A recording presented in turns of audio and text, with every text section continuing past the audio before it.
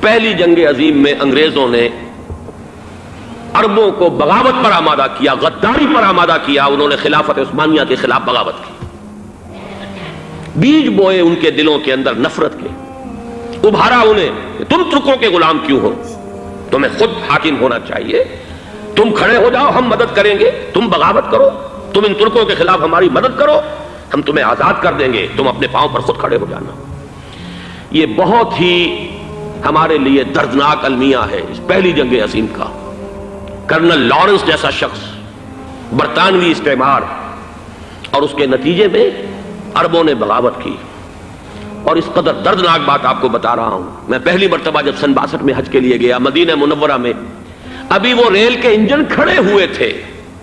یہ ترکی کے زمانے میں، سلطنت عثمانیہ کے زمانے میں بغداد سے مدینے تک ریلوے لائن تھی.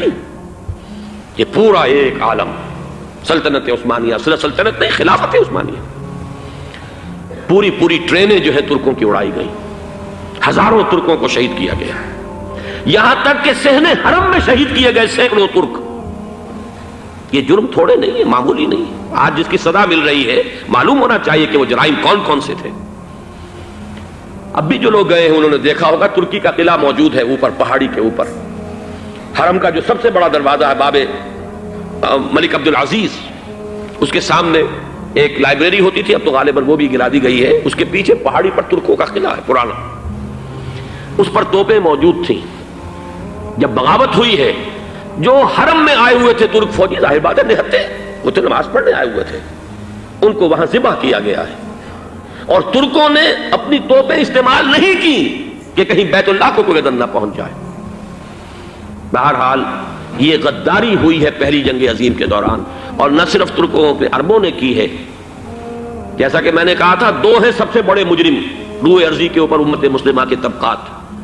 ہمارا پنجابی سپاہی بھی جا کر انگریزوں کی مدد کر کے ایلن بی کو قبضہ جو لے کر دیا بغداد کا، اس میں ہمارے مسلمان پنجابی سپاہی بھی شامل تھے.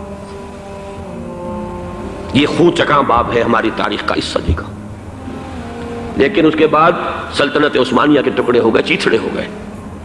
ایک انگریز نے لکھا ہے، یہ جملہ ذہن میں بجھا ہوا جملہ، کہ تاریخ میں یہ بات ثبت ہو جائے گی کہ ایک انگریز نے اس سلطنت کے ٹکڑے کر دیے کہ جو عمر فاروق نے قائم کی تھی رضی اللہ تعالیٰ عنہ.